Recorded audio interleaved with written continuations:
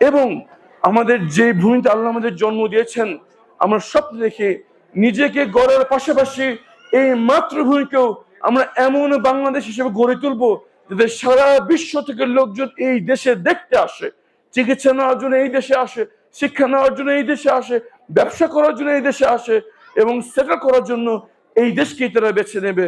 আসুন সবাই মিলে আমরা এই স্বপ্ন দেখি নিজেকে করব, দেশকে করব এবং সৃষ্টিকর্তার সন্তুষ্টি অর্জন করব। আসো সবাই মিলে গড়ি নতুন বাংলাদেশ।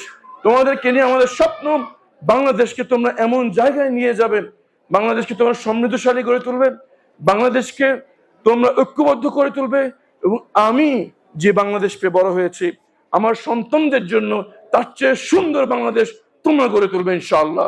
আসো সবাই মিলে গড়ি নতুন বাংলাদেশ। আজকের সময় স্বল্পতে আরো কথা বলা গেল না, ভবিষ্যতে আরো কথা হবে ইনশাআল্লাহ।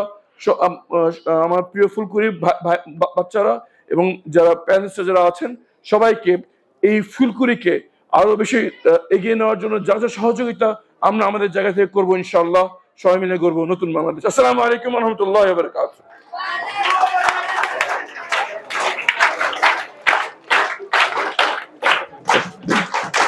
অসংখ্য ধন্যবাদ পথপ্রদর্শী ভাইকে।